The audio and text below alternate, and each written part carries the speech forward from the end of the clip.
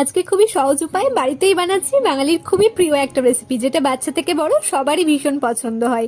বানাচ্ছি একদম ঘন মিষ্টি লাল দই। প্রথমে 1 লিটার দুধকে ফুটিয়ে ঘন করে নেব। এবার হাফ কাপ চিনি দুধের মধ্যে দিয়ে লো ফ্লেমে আরো কিছুক্ষণ ফুটিয়ে দুধটাকে আরো একটু ঘন করে নিলাম। এখন দুধটা কিন্তু কমে গিয়ে প্রায় 8 লিটার। এরপর একটা প্যানে হাফ কাপ চিনি দিয়ে লো ফ্লেমে নাড়াচাড়া করে ক্যারামেল তৈরি করে নিলাম। এই ক্যারামেলটা বানানোর সময় চিনিটা গলে গিয়ে হালকা গোল্ডেন কালার হয়ে এলেই এর মধ্যে ঘন করে রাখা দুধের থেকে অল্প একটু দুধ নিয়ে ক্যারামেলে মিশিয়ে নিলাম। দুধ মেশানো ক্যারামেলটা নামিয়ে নিয়ে এটাকে আগে থেকে ঘন করে রাখা দুধের মধ্যে দিয়ে ভালো করে মিশিয়ে নিলাম। এদিকে 100 গ্রাম মতন টক দই নিয়ে ভালো করে ফেটিয়ে নিলাম। এবার আমাদের তৈরি করে রাখা দুধটা যখন একদম হালকা গরম হয়ে আসবে, ঠিক তখনই এই টক দইটা দুধের মধ্যে দিয়ে ভালো করে মিশিয়ে নিলাম। তারপর যেই পাত্রে দইটা বসাবো সেই পাত্রে কয়েক চামচ টক দই দিয়ে ভালো করে পাত্রের গায়ে মাখিয়ে নিয়ে এর মধ্যে টক দই মেশানো দুধটা ঢেলে দিয়ে তারপর ঢাকা দিয়ে এটাকে কোনো গরম জায়গায় রেখে দেবো 8 থেকে 10 ঘন্টা। তবে সবচেয়ে ভালো হয় যদি দিনের বেলা রোদের মধ্যে কয়েক ঘন্টা দইটা রেখে দেওয়া যায়, তাহলে দইটা কিন্তু খুবই তাড়াতাড়ি জমে যাবে। তারপর কিছুক্ষণ এটাকে ফ্রিজে রেখে দিলেই ব্যাস তৈরি হয়ে যাবে ঠান্ডা ঠান্ডা মিষ্টি দই।